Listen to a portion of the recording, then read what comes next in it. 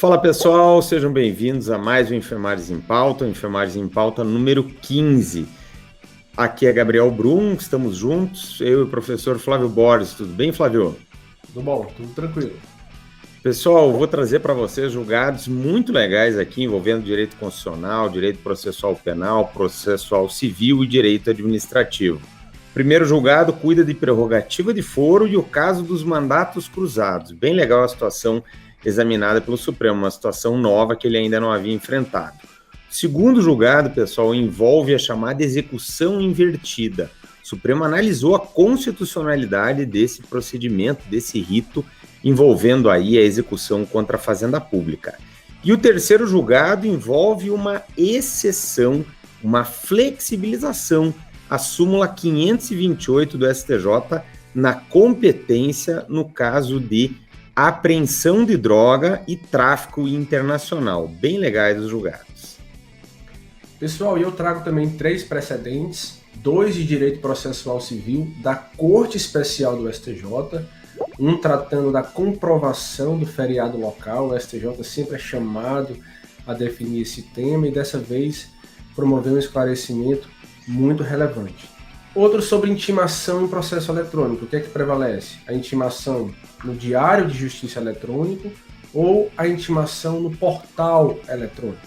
Vamos entender a decisão do STJ e, por fim, uma de direito da criança e do adolescente, um tema da moda, guarda compartilhada, quando os pais residem em cidades diferentes.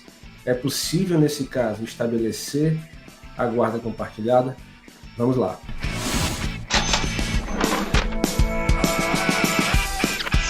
Pessoal, então começamos com o julgado do plenário do Supremo Tribunal Federal envolvendo direito constitucional, direito processual penal, muito legal, mais especificamente sobre prerrogativa de foro e o chamado mandato cruzado. O que é isso?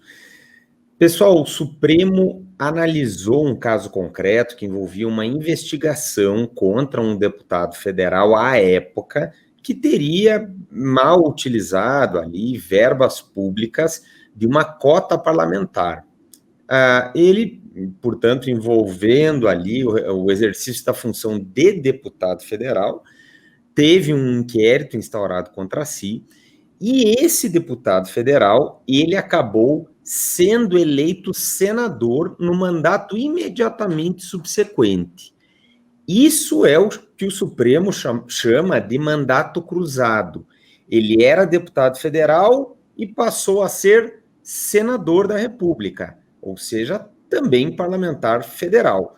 E vice-versa poderia ter ocorrido, poderia ser um senador, temos vários casos de senadores que terminaram o mandato de senador e se elegeram como deputado federal, tudo sem solução de continuidade, ou seja, sem interrupção do mandato como parlamentar federal, embora um mandato diferente, inicialmente como deputado e na sequência como senador, ou o caminho inverso, inicialmente como senador, depois como deputado federal. O Supremo discutiu se ele manteria a competência para supervisionar esse inquérito policial, tendo em vista que o investigado teria cometido o fato em apuração quando ele era deputado federal e agora ele é senador. O que nós temos que lembrar? Na ação penal 937, em questão de ordem julgada na ação penal 937, o Supremo deu uma guinada jurisprudencial na sua compreensão em torno da prerrogativa de foro e passou a entender que a prerrogativa de foro só deve ser observada nos casos em que houve a prática de ato no exercício da função e com relação àquele exercício da função. Ou seja, tem que ser um ato propter officium, em razão do serviço, da função realizada ali por aquele agente público. A questão aqui é que o fato investigado envolvia a função de delegado. E agora o investigado já não é mais deputado, perdão. E agora o investigado não é mais deputado, ele é senador. Numa análise mais superficial, poderíamos dizer, à luz da ação penal 937, que não persistiria a competência do Supremo, tendo em vista que já não é mais o mesmo cargo exercido. Teria que haver essa atualidade com o exercício do mandato. Só que a peculiaridade é que não se trata de alguém que ocupava o cargo que ensejava a prerrogativa de foro e que deixou de exercer simplesmente cargo que dá margem para a prerrogativa de foro no Supremo. É uma situação peculiar de mandato cruzado. Ele era deputado federal, que dá ensejo à competência originária do Supremo, artigo 102, inciso 1, a linha B da Constituição, e ele passou sem interrupção no exercício da função de parlamentar federal como gênero, passou a exercer a função de senador, que também atrai a competência originária do Supremo na forma do artigo 102, 1b, do mesmo preceito constitucional. O Supremo entendeu, pessoal, que no caso do mandato cruzado, continua ainda prevalecendo a prerrogativa de foro, tendo em vista que, em ambos os casos, nós temos o exercício de mandato de parlamentar federal que atrai ali a incidência do artigo 102, 1b da Constituição. Então, mesmo não havendo aquela atualidade que o Supremo falou na questão de ordem da ação penal 937, entre o cargo exercido e o fato com a sua relação à função, mesmo assim o Supremo disse, aqui tem uma peculiaridade, ele era parlamentar federal e ele continua parlamentar federal, não é o mesmo mandato, mas ainda assim deputado federal e senador são parlamentares federais, ambos estão ao abrigo do artigo 102, 1b da Constituição. Então, com base nesse entendimento, ficou vencida no caso concreto a ministra relatora, que era a ministra Rosa Weber, ainda acompanhada do ministro Marco Aurélio e do ministro Luiz Roberto Barroso, mas a ampla maioria dos ministros seguiu o voto do ministro Edson Fachin, divergindo e entendendo que, diante dessa peculiaridade, embora o mandato, à época dos fatos, já não mais esteja sendo exercido, no caso, o mandato de deputado federal, há um novo mandato de senador, que também é parlamentar federal e que, portanto, não tendo havido interrupção no exercício da função de parlamentar federal, deve haver a prorrogação dessa competência originária do Supremo Tribunal Federal. No mais, pessoal, é importante a gente notar que se tivesse havido uma interrupção do mandato, ou seja, imagina que ele praticou o suposto fato com relação à função de deputado federal e ele tentou se reeleger como deputado federal e não conseguiu. No mandato subsequente, ele conseguiu a reeleição como senador ou como deputado federal. Isso não vai fazer com que o processo volte para o Supremo. Nesse exemplo que eu coloquei, o ato tinha relação com a atividade de deputado federal, competência vai ser do Supremo, seja para ação penal, para processá-la e julgá-la, seja para investigação, que no Supremo costuma demorar muitos anos, né? E é sob a supervisão do Supremo, porque é hipótese de prerrogativa de foro, mesmo naquela redução teleológica feita na ação penal 937. Então, nesse caso em que houve interrupção, digamos que ele tentou se reeleger, não conseguiu, o processo vai para a primeira instância.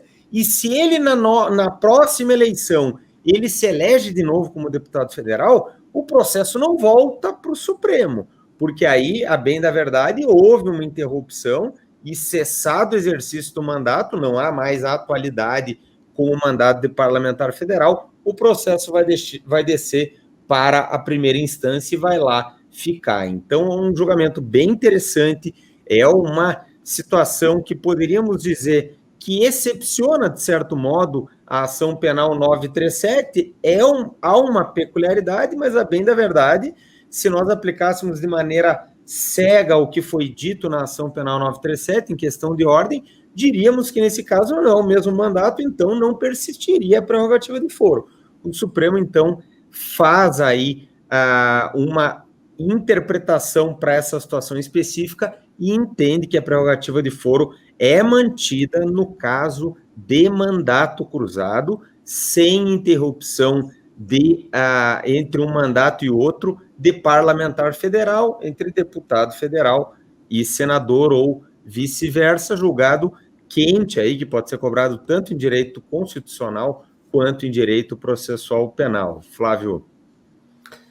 Legal, sempre surgindo hipóteses novas. Bom, pessoal, vamos para o direito processual civil, uma decisão da Corte Especial do STJ, de um tema que já vem vindo há algum tempo sendo discutido por aquela Corte Superior. E, bom, na vigência do CPC de 73, nós tínhamos, de acordo com a jurisprudência do STJ, a possibilidade, no caso de feriado local, do recorrente demonstrar a existência do feriado local, mesmo depois da interposição do recurso.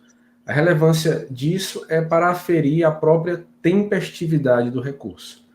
No código anterior, se o termo final do recurso recaísse num feriado, ele seria automaticamente deslocado para o dia útil subsequente. Agora, no CPC de 2015, nós temos a contagem dos prazos apenas nos dias úteis e, portanto, é relevante saber se existem feriados ou não. Quando o feriado é previsto em lei federal, é de caráter nacional, tudo bem, mas quando o feriado é local, é preciso demonstrá-lo especificamente. Então, o entendimento do STJ, na vigência do CPC de 73, dizia que esse feriado pode ser demonstrado ainda que depois da interposição do recurso, mediante petição incidental, comprovava-se a existência do feriado, o recurso terminava por ser conhecido se tempestivo fosse. Com o CPC de 2015, veio uma norma específica, direta, objetiva, dizendo: a demonstração do feriado local deve se dar no ato de interposição do recurso. Ponto. Não dá, portanto, para fazer depois. Ainda assim, o STJ foi chamado a decidir um tema, esse tema do feriado local, e terminou concluindo que sim, o feriado tem que ser demonstrado no ato de interposição, mas terminou estabelecendo uma modulação dos efeitos da decisão, para falar que até a publicação do acórdão do recurso especial em que o tema estava sendo discutido, o feriado poderia ser demonstrado depois da interposição do recurso. E a partir da publicação daquele acórdão em que o tema finalmente foi decidido, aí sim valeria plenamente o Código de Processo Civil de 2015, com a demonstração do feriado local no ato de interposição do próprio recurso e apenas nesse momento. Surgiu, porém, um problema. Essa decisão do STJ se referia a todos os feriados locais ou apenas a segunda-feira de carnaval, que era o feriado especificamente discutido na origem daquele processo? E aí, em questão de ordem, a Corte Especial do STJ, por maioria de votos, esclarece que, na verdade, essa modulação de efeitos que a Corte estava fazendo se referia apenas ao caso da segunda-feira de carnaval, que não é um feriado nacional, é um feriado local. Embora no plano da cultura todos nós imaginemos que seja um feriado, a rigor apenas alguns estados estabelecem que essa data é um feriado oficial. E não é um feriado nacional previsto em lei federal. É um feriado local previsto em leis estaduais de alguns estados, não de todos os estados. E aí o STJ esclarece, não, essa modulação que nós fizemos vale só para a segunda-feira de carnaval. Os demais feriados locais, desde a vigência do CPC de 2015, sem qualquer modulação, devem ser demonstrados no próprio ato de interposição do recurso e não depois. Bom, esse tema voltou novamente, e aí o STJ reafirma isso. No caso concreto, nós tínhamos o feriado do dia 25 de janeiro, que é o aniversário da cidade de São Paulo. E aí a Corte reafirma, olha, isso não é segunda-feira de carnaval, é um feriado local, é 25 de janeiro, a parte vai ter que demonstrar a existência desse feriado local no ato de interposição do recurso, e não depois. Se ela não o fizer, portanto, naquele momento que ela já interpõe o recurso pode vir a ser considerado intempestivo. Ainda há outros feriados que o STJ vai terminar por discutir, o feriado de Corpus Christi, mas há uma tendência de que isso seja realmente reafirmado, porque a única exceção até agora criada pelo STJ diz respeito à segunda-feira de carnaval, em que a modulação nesse caso foi aplicada. Nos demais casos, não tem modulação, desde a vigência do CPC, a demonstração da tempestividade da existência do feriado local deve ser feita no próprio ato de interposição. Foi essa a decisão da Corte Especial do STJ. Muito legal, Flávio, e ainda retoma, né, um julgamento anterior, né, então dá para recordar aí esses julgados da Corte Especial, sempre muito importantes, né, para fins de concurso. Pessoal, trago agora um julgamento sobre um tema bem bacana que a gente acaba lidando no dia a dia, né, Flávio, das varas aí de juizado especial federal, diz respeito à chamada execução invertida, um julgamento do plenário do Supremo Tribunal Federal em ADPF, que examinou a constitucionalidade desse procedimento. Mas o que é execução invertida, pessoal? A execução invertida é um procedimento muito comum nos juizados especiais, notadamente nos juizados especiais federais. Praticamente o Brasil inteiro adota, né, Flávio, o procedimento da execução invertida, porque é um rito muito mais lógico, muito mais ágil em termos de efetivação do direito declarado, reconhecido na sentença e com alguma carga condenatória. Mas, bom, falando então do que é execução invertida, nós temos que lembrar que a regra geral do CPC, artigo 524, é de que cabe ao exequente, ao formular o pedido de execução, de cumprimento de sentença que impõe uma obrigação de fazer, de aparelhar o seu requerimento com um demonstrativo discriminando o seu crédito, ou seja, trazendo os cálculos que justificam o valor que ele está cobrando. Isso, portanto, pela sistemática do Código de Processo Civil, é uma incumbência da parte exequente. No âmbito dos juizados especiais, nós não temos regra diferente na Lei 10.259, Lei dos Juizados Especiais Federais, nem na Lei 12.153, de 2009, Lei dos Juizados Especiais da Fazenda Pública no âmbito dos estados, Distrito Federal e municípios. Na Lei 9.099, 95, a Lei dos Juizados Especiais Cíveis, que se aplica subsidiariamente aos juizados especiais estaduais e aos juizados especiais federais, nós temos uma regrinha, artigo 52, que vai dizer que, para facilitar o acesso à justiça, que na fase de execução é possível a parte autora se valer de cálculos feitos pela contadoria do juízo. E isso, claro, pela dificuldade, para não ter que pagar um contador, já que nós temos ali causas de menor complexidade, de valores mais baixos, que são, né, o que caracteriza as ações que tramitam nos juizados especiais cíveis ou federais ou da Fazenda Pública. Em nenhum caso, então, nós temos previsão legal de que a parte executada tenha que apresentar os cálculos.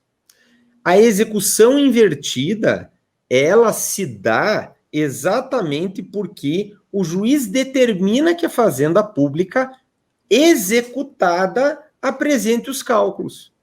E a Fazenda Pública questionou no Supremo essa determinação judicial. Para a gente entender, pessoal, por que muitos juízes começaram a fazer isso Brasil afora? Primeiro, porque em vários locais isso, inclusive, foi consertado com a própria advocacia pública, na medida em que é um facilitador.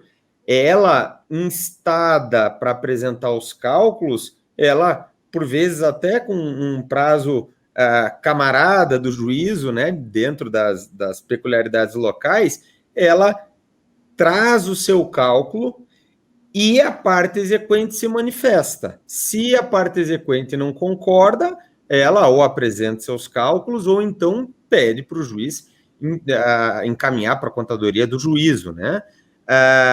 Mas vejam, se fosse o rito tradicional, a parte exequente apresentaria os cálculos e a Fazenda Pública fatalmente faria os cálculos, porque ela tem que conferir aqueles cálculos da parte exequente. Obrigatoriamente a Fazenda Pública vai fazer os cálculos por conta da indisponibilidade do interesse público.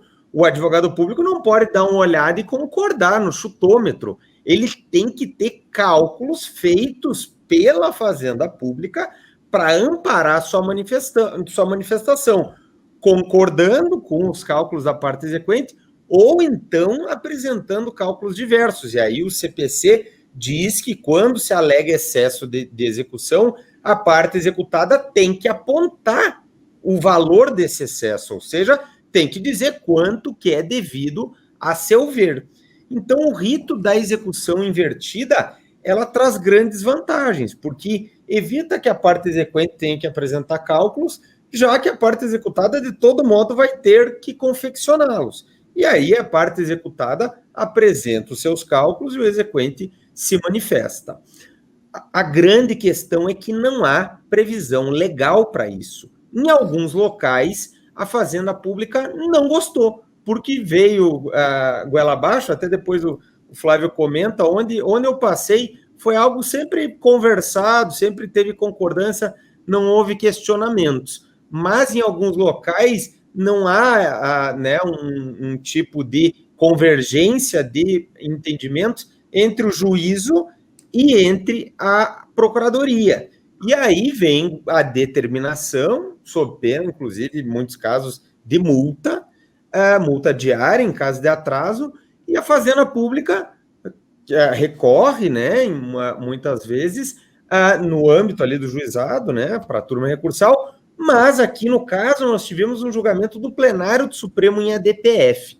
Por que ADPF? Estão discutindo a constitucionalidade de alguma lei ou ato normativo? Não.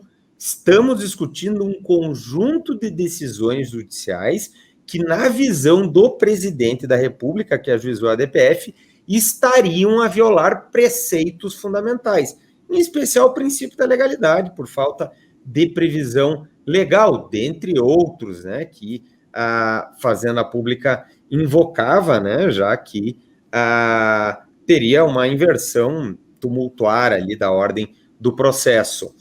O Supremo entendeu que, em que pese a ausência de previsão legal para execução invertida, ela é legítima, ela pode ser adotada nos juizados especiais. O caso concreto envolvia mais exatamente decisões do Juizado Especial Federal, dos Juizados Especiais Federais do Rio de Janeiro, mas isso, claro, que vale para todos os Juizados Especiais Federais do Brasil inteiro, e mais, pessoal, vale também para os Juizados Especiais da Fazenda Pública da Lei 12.153 de 2009, em âmbito estadual, né, no âmbito da Justiça Estadual, envolvendo Fazenda Pública Estadual, Distrito Federal e municípios, porque a lógica é rigorosamente a mesma. E o que fez o Supremo dizer que esse procedimento não viola preceito fundamental, que a execução invertida ela é constitucional? O Supremo disse que é uma forma de prestigiar princípios da administração pública, em especial o princípio da eficiência administrativa, porque com a colaboração, com a cooperação da Fazenda Pública, se tem uma atuação da prestação jurisdicional, que também tem um viés de eficiência envolvido, uma prestação jurisdicional mais célere, mais rápida, e, além disso, prestigia-se o acesso à justiça, além dos princípios caros à jurisdição prestada nos juizados especiais. Princípio da simplicidade, da informalidade, da economia processual, da celeridade, dentre outros. Então, com base nessa argumentação, pessoal, o Supremo chancelou a constitucionalidade do rito da execução invertida, que foi uma autêntica construção da prática do dia a dia dos juizados especiais, mesmo não contando com previsão legal. É interessante notar que o Supremo, em alguns votos, houve a menção de que a parte autora ela é hipossuficiente, muitas vezes a partes de menor condições econômicas, de modo que isso foi levantado também como argumento para justificar a execução invertida.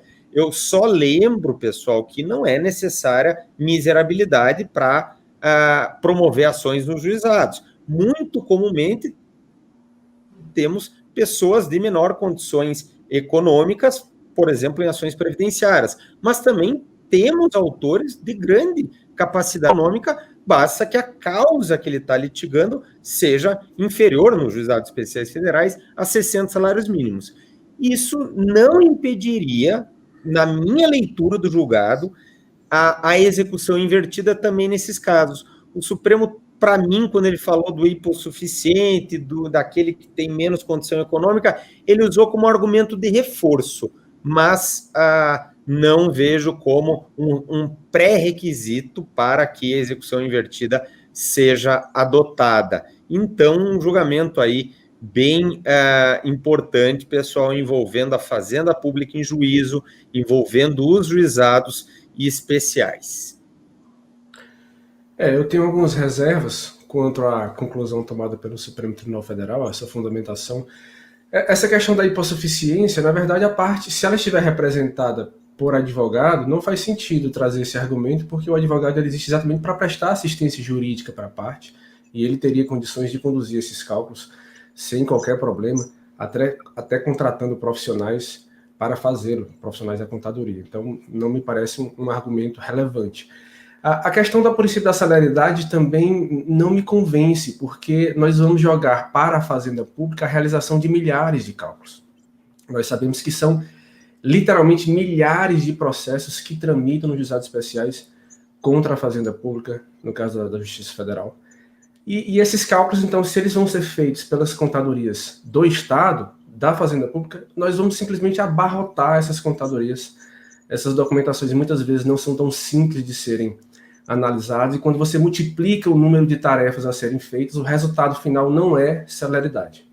Esse é um argumento que me parece colocado muito no plano abstrato. Quando nós vamos para a vida real do processo, nós não percebemos que essa inversão da execução produz celeridade. Evidentemente que se o exequente fizer o cálculo, não tem nenhum problema, o processo tramita. Mas o que o Supremo chancelou foi a inversão é constitucional, tudo bem, vamos seguir, precedente vinculante, a DPF, é considerado controle concentrado de constitucionalidade. Em alguns processos que eu atuo, porém, se o exequente já apresenta cálculo, então não tem problema mexer nisso, a decisão do Supremo não obriga a Fazenda Pública necessariamente fazer, não exclui o exequente da possibilidade de fazer. Se ele fizer o cálculo, tranquilo, o processo tramita. Mas é isso, eu fiz essas reservas aqui, a fundamentação.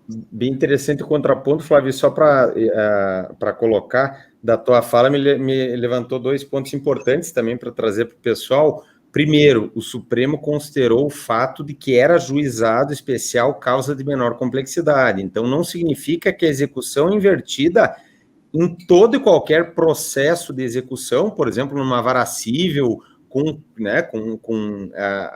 exequentes ali, envolvendo cálculos complexos, que isso seria incumbência sempre da Fazenda Pública.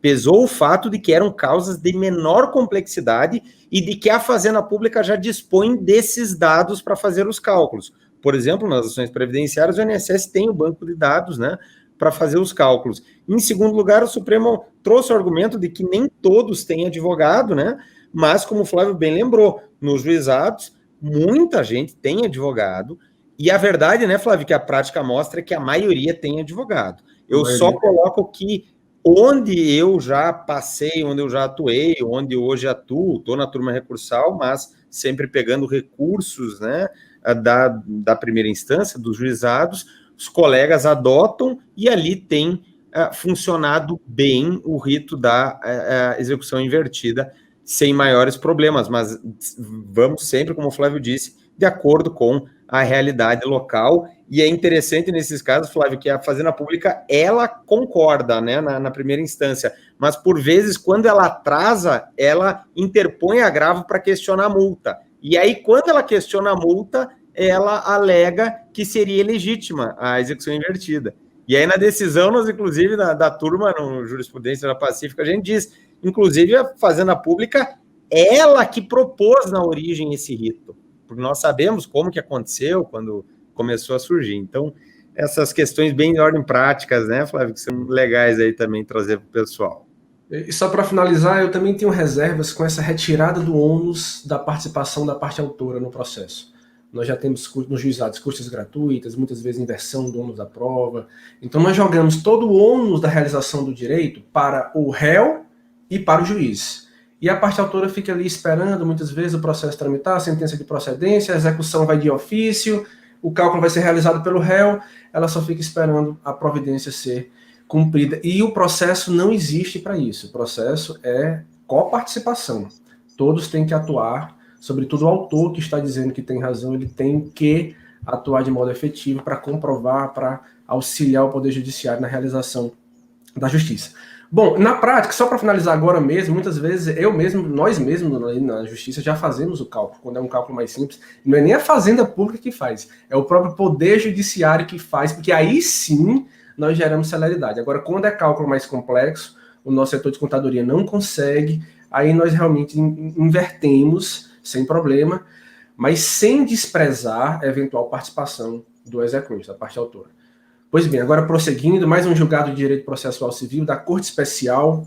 Qual é a intimação que prevalece no processo eletrônico? É a do Diário de Justiça eletrônico ou é a do portal eletrônico? Aqueles vários sistemas processuais que foram criados para conduzir os processos virtuais. Nós migramos do processo físico, onde havia aquela publicação clássica do Diário da Justiça, na imprensa oficial.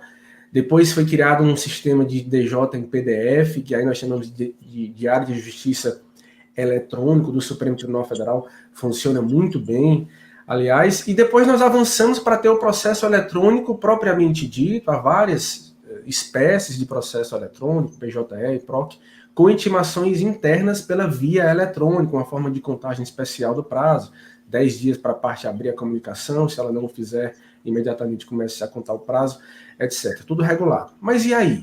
Se tem uma intimação no Diário de Justiça eletrônico e, ao mesmo tempo, uma intimação via portal para o advogado de uma das partes, qual é a intimação que prevalece? É uma, é outra ou é a mais antiga?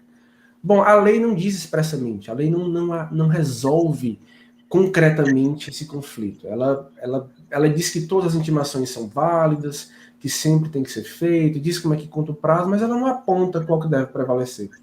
E aí o STJ, a Corte Especial, dá uma interpretação para colocar qualquer dúvida de lado, definir de modo objetivo para que todos os juízos possam seguir essa interpretação e a confusão acabar. E o que é que o STJ disse? Prevalece a intimação do portal eletrônico e não a intimação via Diário de Justiça eletrônico. O STJ diz que ambas as intimações têm a sua finalidade e podem coexistir sem qualquer conflito. Mas a intimação do portal eletrônico, ela visa essencialmente a geral intimação. Enquanto a do Diário de Justiça eletrônico, ela também serve para dar uma publicidade meio que geral à decisão, inclusive dando conhecimento a terceiros do que foi decidido, para que terceiros possam acompanhar a jurisprudência, possam conhecer o entendimento daquele juízo que emitiu a decisão. Ao passo que a decisão, a intimação feita no sistema, no portal eletrônico, essa sim visa principalmente a intimar a parte. E, portanto, é ela que vai valer como ato de intimação e a contagem do prazo vai levar em conta essa intimação do portal eletrônico e não a do Diário da Justiça. Então, vejam, não é a mais antiga, não tem a ver com um critério temporal de atos praticados. Não. Vai prevalecer, seja mais antiga, seja mais recente, a intimação feita no portal eletrônico. Claro que os atos processuais evoluíram, a jurisprudência evoluiu, para admitir a prática de ato mesmo antes da intimação. Se a parte, de algum modo, fica sabendo do ato por uma forma oficial ou extraoficial e já pratica aquela providência que lhe foi pedida ou determinada ou ofertada, o ato está valendo. Não tem mais aquela história do ato praticado antes do início do prazo ser considerado intempestivo, que era a jurisprudência antiga do Supremo Tribunal Federal. Não, isso acabou. Se o ato é praticado mesmo antes do início da contagem do prazo, ele é válido. Ele vai ser intempestivo apenas se ele foi praticado depois do termo final do prazo. Mas é isso, pessoal. Vale, então, a intimação oficial do portal eletrônico. Também da Corte Especial, né, Flávio? Corte Especial. E embargos. Exatamente. Muito bom julgado aí também. Pessoal, eu finalizo aqui minha participação trazendo o julgamento da terceira sessão do STJ, daqueles bons para cobrança em prova, porque é uma exceção, é uma flexibilização, uma mitigação de uma súmula do próprio Superior Tribunal de Justiça, súmula 528 do STJ. Eu vou lembrar para vocês aqui o que diz a súmula 528 para vocês se situarem bem no que foi decidido pelo STJ. Compete ao juiz federal do local da apreensão da droga remetida do exterior pela via postal processar e julgar o crime de tráfico internacional. Então, a súmula 528, pessoal, ela trata da competência processual penal envolvendo tráfico internacional de drogas na modalidade importar, artigo 33, caput da Lei 11.343/2006. A literalidade da súmula fala: no envio do exterior por via postal, a competência do juízo da apreensão da droga. Só que o STJ aqui acabou fazendo uma flexibilização que, na minha visão, é uma flexibilização que praticamente esvazia a súmula na sua aplicação concreta. Imagine o seguinte caso: a Polícia Federal, lá no aeroporto de Guarulhos, na parte de cargas, numa operação, consegue identificar uma encomenda que tinha dentro lá 100 quilos de cocaína. Essa encomenda tinha um destinatário. Destinatário era fulano de tal, domiciliado, endereço, né, lá na cidade do Rio de Janeiro. Pela súmula 528, qual é o juízo competente? Juízo da apreensão, Justiça Federal de Guarulhos. O STJ julgou exatamente caso como esse, que tinha ali um destinatário em outro local, e entendeu que a competência era do juízo do endereço do destinatário. E aí, pessoal, vejam, né? Quem conhece a súmula, se pega o caso concreto, erra, sem conhecer essa flexibilização importante feita pela terceira sessão. Por que a terceira sessão flexibilizou a tal ponto a súmula 528? Porque o argumento é de que, para fins de análise da materialidade, o juízo da apreensão está mais próximo, porque a droga foi apreendida ali, tranquilo, já vamos para a perícia na PF aqui do caso, né, da tráfico internacional, e para identificar o laudo de constatação de que efetivamente a substância é cocaína. O problema é que a autoria se liga diretamente com quem? Com o destinatário. Ele, ao menos alguma explicação, ele vai ter que dar. Por que ele era o destinatário de uma encomenda internacional que tinha 100 quilos de cocaína. Não se trata de dizer que ele já é culpado, né? Mas claro que ele vai ter que se explicar. Ou, muitas vezes, vai, de alguma forma, colaborar dizendo, não, isso vinha para mim, mas era para fulano que ia retirar, eu só dei meu endereço porque ele não tinha endereço aqui. Ou seja, ele vai contribuir com a apuração dos fatos de alguma forma. Ou, no mínimo, vai ter que ser ouvido e trazer explicações sobre o nome dele constar lá e o endereço dele constar efetivamente naquela droga que havia sido enviada via correio internacional. Então, o argumento trazido pelo STJ é de facilitar a apuração da autoria delitiva e, com isso, né, ajudar na busca da verdade real. É interessante aqui, pessoal, que o STJ disse que a efetividade da tutela jurisdicional passa também pela efetividade, pela eficiência da atividade investigativa. Senão, não se consegue a verdade real que se busca, né?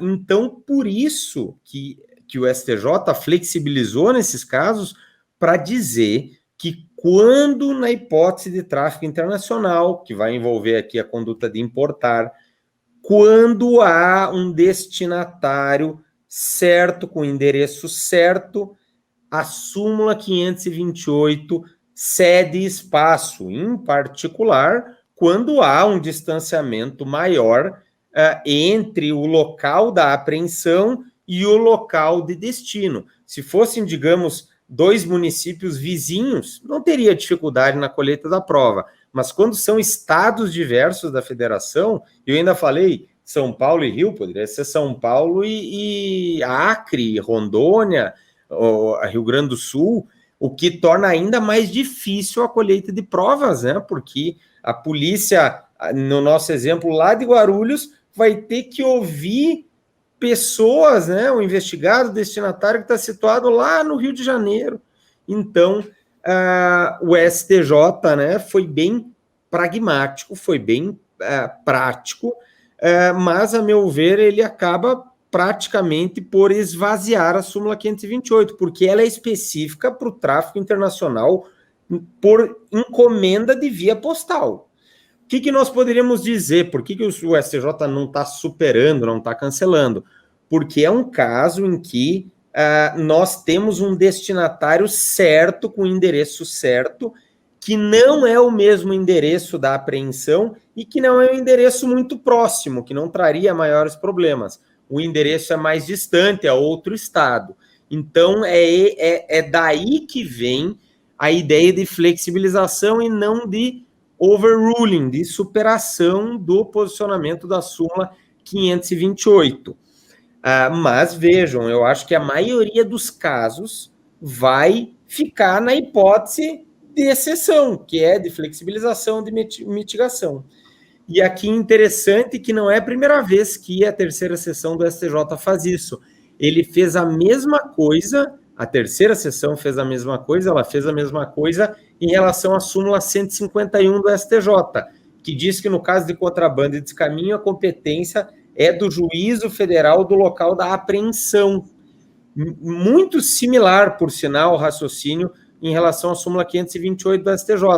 E da súmula 151, a terceira sessão já tinha flexibilizado em casos nos quais o importador tinha um endereço certo e era melhor tanto para o importador se defender quanto para a apuração da autoria delitiva de que o juízo competente fosse o juízo do local do importador, onde ele está sediado, e não o local onde foi apreendida a mercadoria descaminhada ou contrabandeada.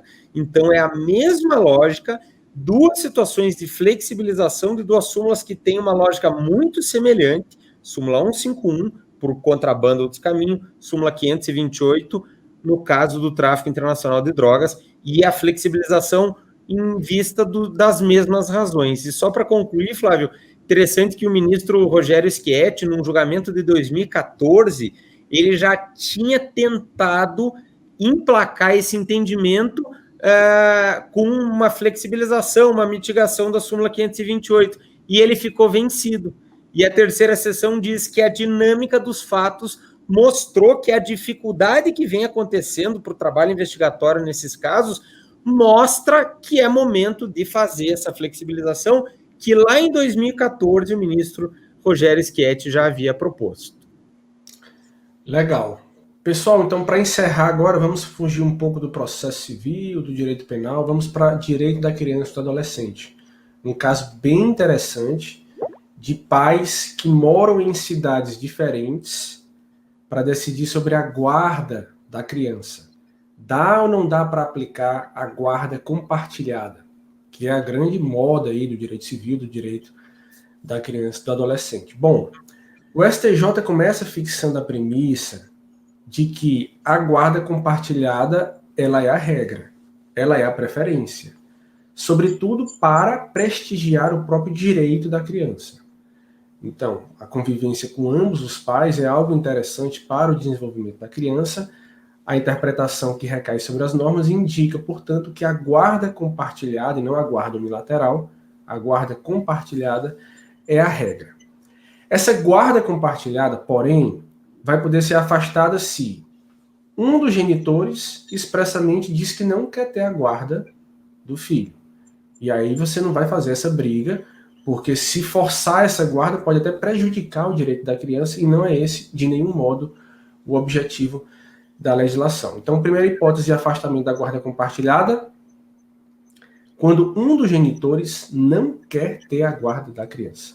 A segunda hipótese de afastamento da guarda compartilhada é a incapacidade de exercício do pátrio poder, que é o poder de ser genitor, com todas as prerrogativas e direitos e aquele conjunto normativo que recai sobre os genitores.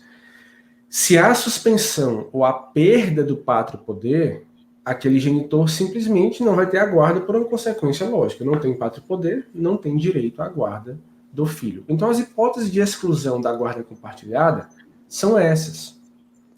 De modo que a simples existência de residências em cidades diferentes, ou mesmo países diferentes, não é motivo suficiente para extinguir, para não aplicar a guarda compartilhada. E aí o STJ explica que guarda compartilhada não requer necessariamente uma residência conjunta. A residência pode ser única, mas desde que os genitores participem do processo de criação e educação daquela criança, que não precisa necessariamente contar com residência conjunta, sobretudo em tempos em que nós podemos usar a tecnologia. Na verdade, a guarda conjunta vai existir para que se dê provimento material, segurança, educação, afeto, e isso pode ser feito de diversas formas, que não necessariamente pela residência conjunta. Então, o STJ pontua expressamente que a residência dos pais em cidades diferentes, dentro do mesmo país, dentro do Brasil, ou mesmo em países diferentes, não é motivo suficiente para se extinguir a guarda compartilhada. Então, no caso concreto, o STJ dá provimento ao recurso interposto por um dos genitores, que impugnava a posição do tribunal recorrido, que dizia que, nesse caso, não tinha como aplicar a guarda compartilhada, seria uma guarda unilateral, e aí o STJ reforma esse entendimento e fala que, sim, é possível aplicar a guarda compartilhada, mesmo que os pais residam em cidades diferentes, porque a guarda compartilhada é a regra e vai ser afastada apenas naquelas duas hipóteses que eu mencionei. É isso, Gabriel. Muito legal, Flávio. E o STJ, ele é interessante, né? Considerando os novos tempos, né, Flávio? A questão de que hoje a comunicação, mesmo quem vive à distância, às vezes longas distâncias, é facilitada pela tecnologia. Então, o pai e a mãe, eles podem se comunicar para manifestar o posicionamento de cada um na guarda compartilhada e alguma decisão relacionada ao filho, por exemplo, mudança de colégio ou realização de uma cirurgia, podem pelo meio virtual, que já é a prática, né, Flávio, de todo mundo, de todas as famílias, no geral, né, utilizando, sobretudo, aquelas que não ficam em mesmos locais, né, inclusive nós conseguimos, graças a isso, né, Flávio, fazer aqui o Enfermagens em Pauta, estando aí a milhares e milhares de quilômetros de distância, né, então são os novos tempos, e é legal ver o STJ com ministros, às vezes, mais antigos, mas que estão antenados, né, com a realidade, com a nova cultura numa sociedade moderna e mais tecnológica. Então é isso, pessoal. Nós, com isso, concluímos o Enfermagens em Pauta de hoje. Espero que tenha sido bom aí para vocês, tenha sido proveitoso. Não deixem de ler o nosso material escrito para reforçar bem, às vezes para ver mais algum detalhe, e de acompanhar-nos aqui nos Enfermagens em Pauta. Para nós é sempre uma alegria, um privilégio tê-los conosco. Um grande abraço, fiquem com Deus e força aí nos estudos. Pessoal, mais uma vez um prazer participar dessa gravação. Se quiserem sugerir temas, fiquem à vontade, estamos aqui à disposição. Bons estudos e até a próxima.